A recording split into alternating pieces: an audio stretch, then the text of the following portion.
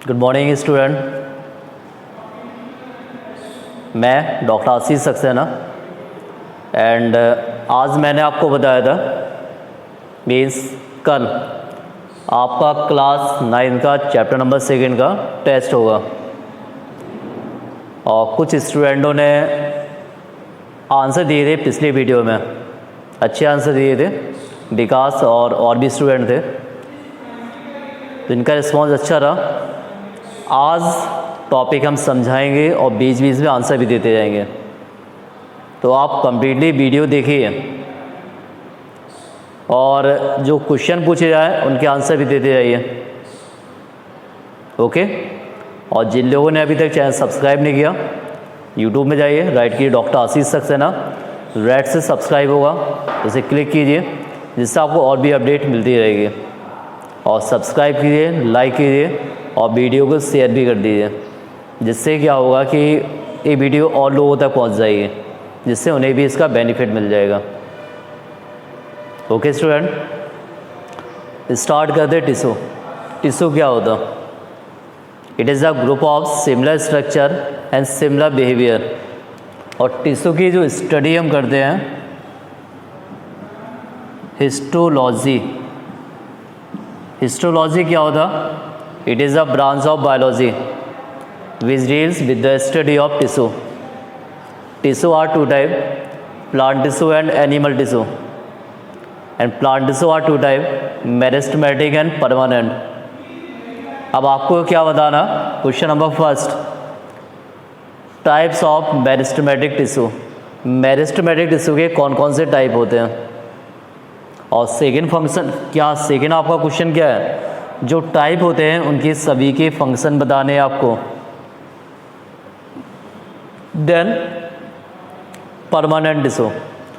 Permanent tissue it is derive from the meristematic tissue and permanent tissue are two types, simple and complex. Simple permanent tissue are three type, parenchyma, collenchyma, sclerenchyma. अब यहाँ पे आपका question क्या आ रहा है? आपको define करना aerenchyma क्या होता है, क्लोरेनकाइमा क्या होता है, ओनली वन लाइन में बताना। और पेरेन्काइमा वर्क क्या होता है? Supporting function. और पेरेन्काइमा में क्या होता है बेटा? जो बीच में क्या पाए जाते? Intercellular space. This picture represent as the parenchyma. Parenchyma में क्या होता है? Intercellular space.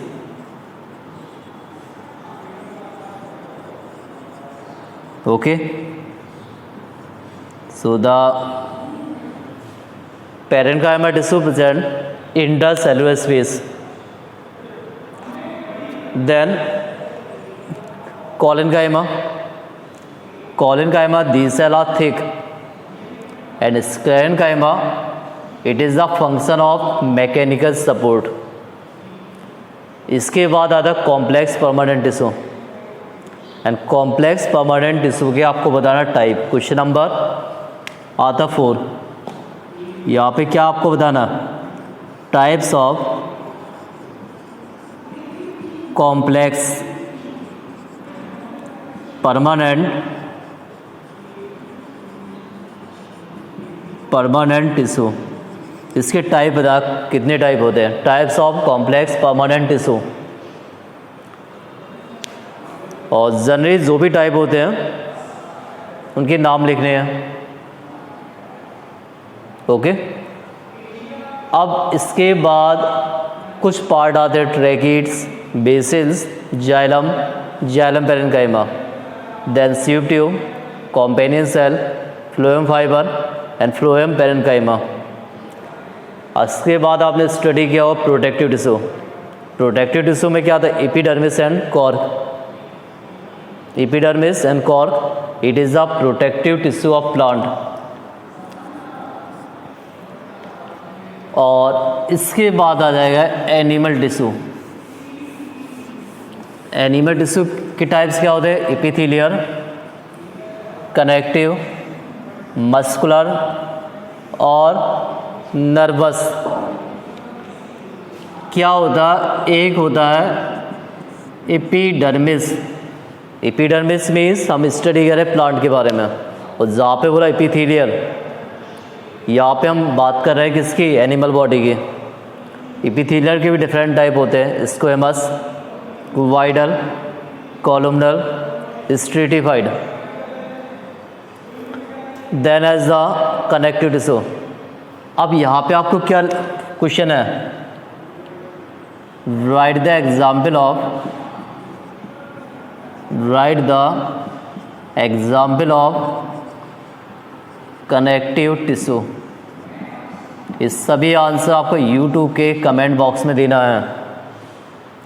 Right the example of connective tissue. Connective tissue के एग्जाम्पल लिखने हैं जो भी आते हैं। इसी में आपने स्टडी किया हो लिगामेंट एंड टेंडोन्स। लिगामेंट क्या होता, बोन्स को बोन से अटैच करता, और टेंडोन्स क्या करता, मसल्स को बोन से अटैच करता। ओके, देन यहाँ पे क्या आएगा, epithelial, connective, then muscular. Muscular में 3 टाइप होते हैं, स्ट्रेटेड, अनस्ट्रेटेड, कार्डियक। यहाँ पे आपको क्वेश्चन नंबर 6, यहाँ पे आपको क्या लिखना है बताइए, example of striated muscles. Striated muscles, इसके एग्जाम में लिखना कहाँ पे पाए जाते हैं। तो striated muscles work according to human being. Unstriated muscles और involuntary, these muscles attach as the upper body membranes, and cardiac muscles present walls of heart. These muscles work all life contraction and relaxation. And last as the neurons. Neurons में क्या होता है, जो message आते हैं पहले कहाँ से, dendrites, cell body, axon. These impulse ये रीचेस कहाँ हो, पहले कहाँ पे आए, डेंड्राइट्स में, इसके बाद सेल बॉडी में, इसके बाद एक्सॉन। तो ये आंसर आपको यूट्यूब के कमेंट बॉक्स में देना है। कितने क्वेश्चन पूछे मैंने, 6। फर्स्ट क्या, type of meristematic tissue. Types लिखना, उनके नेम बताने हैं। इसके अलावा जो टिश्यू उनके फंक्शन बताना मेरिस्टेमेटिक के। एडेनकाइमा, क्लोरेनकाइमा डिफाइन करना, only 1 line. Types of complex permanent tissue के टाइप और नाम। Then write the example of connective tissue, example of striated muscles. ये सभी आंसर आपको यूट्यूब के कमेंट बॉक्स में देना है। ओके, और इस चैप्टर में जो भी डाउट हो, चैप्टर नंबर 2 टिश्यू, आप बताते रहिए। क्या होता है, बॉडी में टिश्यू का एक अलग ही इम्पोर्टेंस होता है। आपने स्टडी किया हुआ पहले पहले क्या बनते हैं, सेल। सेल के बाद क्या बनता है, टिश्यू। टिश्यू के बाद क्या बन रहा है, ऑर्गन्स। ऑर्गन्स के बाद ऑर्गन सिस्टम, देन ऑर्गेनिज्म। तो स्टार्टिंग जो यूनिट होती है सेल, सबसे पहले सेल। और सेल को आपने स्टडी भी किया होगा, fundamental unit of life, chapter number 1। Cell, it is the fundamental unit of life, it is the basic unit of life, it is the structural and functional unit of life. So these are different concepts. You are study chapter number 1, fundamental unit of life. Okay, the different scientists describe the cell and cell theory, like the Robert Hooke. Robert Hooke observed cell in Koch's lice. Leeuwenhoek first time observed cell in pond water. Robert Brown discovered nucleus inside a cell. Sliden and Swan, he is described the cell theory. And full form, Matthew Sliden and Theodore Swan. Virchow, he is described the cella arising from the pre-existing cell. Then as the Purkinje, he is described the protoplasm term. And protoplasm, it is the liquid part of cell. Okay, then your study included as a chapter 1, unicellular and multicellular. uni means only one type of cell, and multi means as the many type of cell, like amoeba. Amoeba are the example of unicellular. And higher plants and higher animals, it is the example of multicellular. So it's the compare between uni and multi. Then on the base of nucleus are present and nucleus are lack, generate two type of cell, prokaryotic and eukaryotic. Pro means primitive, karyon means nucleus. The organism present primitive type of nucleus. It is called prokaryotic. Generally example of prokaryotic, bacteria and blue-green algae. So the bacteria and blue-green algae, it is the example of prokaryotic. And eukaryotic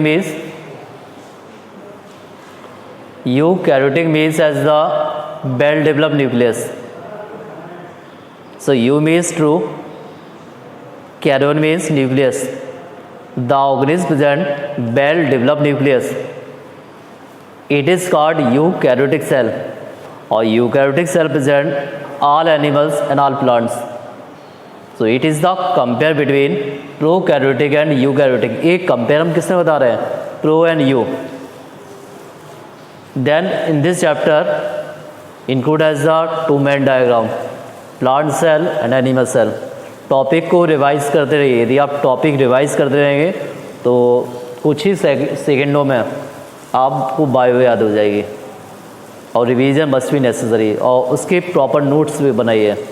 जैसे आपके यहाँ पे मैंने chapter 3 complete हो गए हैं, तो 1 to chapter 3 इनकी नोट्स आपके बने होने चाहिए. ओके.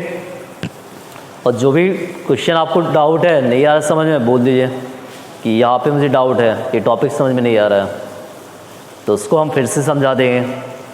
या जो आपका व्हाट्सएप ग्रुप है वहाँ बोल दीजिए कि ये टॉपिक मुझे क्लियर नहीं हो रहा. ओके. और एक चीज़ ज़रूर ध्यान रखिए, मेरी हर वीडियो को कम्प्लीटली 1-2 बार बात कीजिए. एक बार कंप्लीट देख लीजिए और फिर उस वीडियो को दोबारा देखिए. तो उसमें क्या फर्स्ट टाइम क्या होता है, हमें टॉपिक समझ में नहीं आते हैं, बट नेक्स्ट टाइम यदि आप उस वीडियो को फिर से सुनेंगे तो वो टॉपिक आपको ईज़िली समझ में आ जाएंगे. सपोज़ जैसे आपने स्टार्टिंग में स्टडी किया होगा प्रोकैरियोटिक, आपके मन में थिंक हो गया प्रोकैरियोटिक क्या होता या यूकैरियोटिक क्या होता, लेकिन जब 2-3 बार सुना आपने हाँ प्रोकैरियोटिक है, यूकैरियोटिक है, तो आपको पता चल गया हाँ इसका ए मीन्स होता है. प्रोकैरियोटिक का मतलब ये होता, यूकैरियोटिक का मीन्स ए होता. क्योंकि ये डिपेंड करता नंबर ऑफ रिवीजन पे, आप कितने टाइम उस टॉपिक का रिवाइज कर रहे हैं. कुछ बच्चे अच्छा रिस्पांस दे रहे हैं 9th क्लास में, तो कम से कम हर स्टूडेंट को रिस्पांस अच्छा देना है, क्योंकि आज का रिस्पांस कल आप बहुत अच्छे बन जाएंगे. क्योंकि 9th क्लास आपकी बेसिक क्लास होती है, क्योंकि ये भी आप कोई कंपटीशन देंगे तो ये आपका बेसिक है. यदि आपका बेसिक क्लियर होगा तो आगे प्रॉब्लम नहीं आएगी. ओके. तो अपने हर डाउट को बताते रहिए, और जो क्वेश्चन पूछे गए इनके आंसर भी आप देते रहिए, और हर टॉपिक को डीपली सुनिए. अब यहाँ पे आपने स्टडी किया होगा different type of solution, isotonic, hypotonic, hypertonic. Isotonic condition cell are same size, hypertonic cell are swell, and hypertonic cell are shrink. तो as a swell up, shrink and same size. Then as the plasma membrane. अभी हम जो topic ही बता रहे हैं chapter number 1, इसी से question हम एक दिन पहले बता देंगे. उस दिन आपका चैप्टर नंबर 1 का टेस्ट होगा.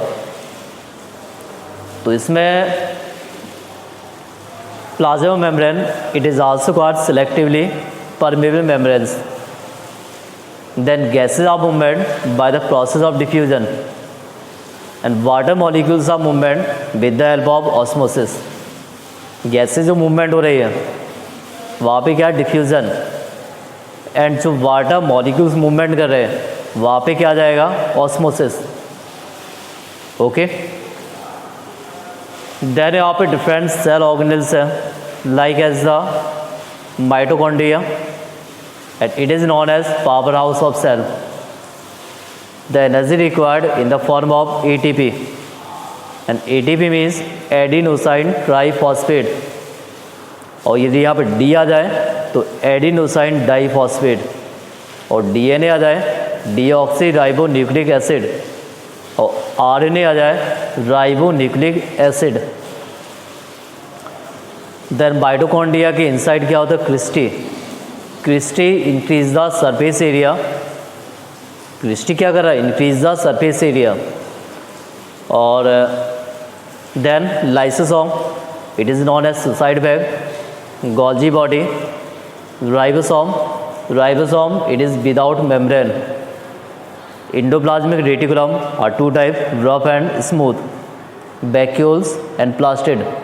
Plastid are three type, chloroplast, chromoplast and leucoplast. It is the type of plastid.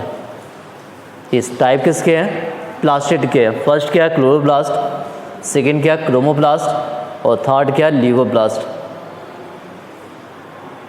Okay, यहाँ पे मैंने क्वेश्चन कितने पूछ लिए आपसे? 1 से 6। अब यहीं पे हम लास्ट क्वेश्चन पूछ रहे हैं, क्वेश्चन नंबर 7।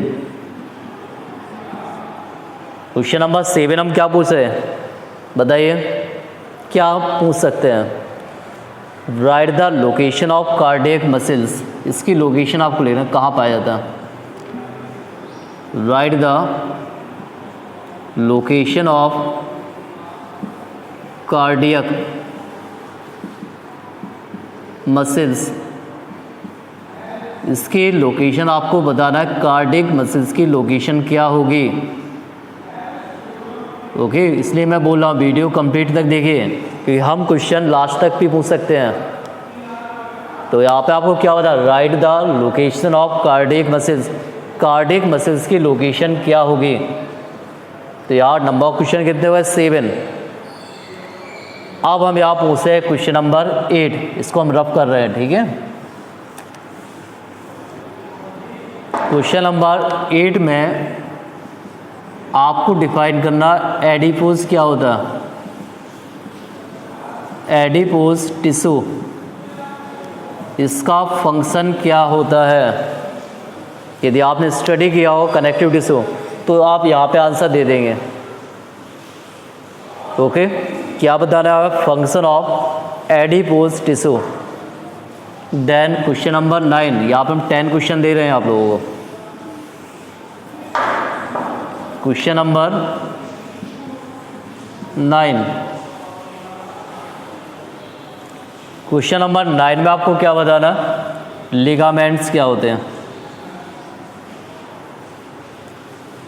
और क्वेश्चन नंबर 10 में आपको बताना फंक्शन ऑफ एपिडर्मिस। एपिडर्मिस का फंक्शन क्या है? तो ये 10 क्वेश्चन के आंसर आपको यूट्यूब के कमेंट बॉक्स में देना है। ज़्यादा नहीं लिखना, मेन आंसर लिखना। उसका मेन आंसर क्या होगा?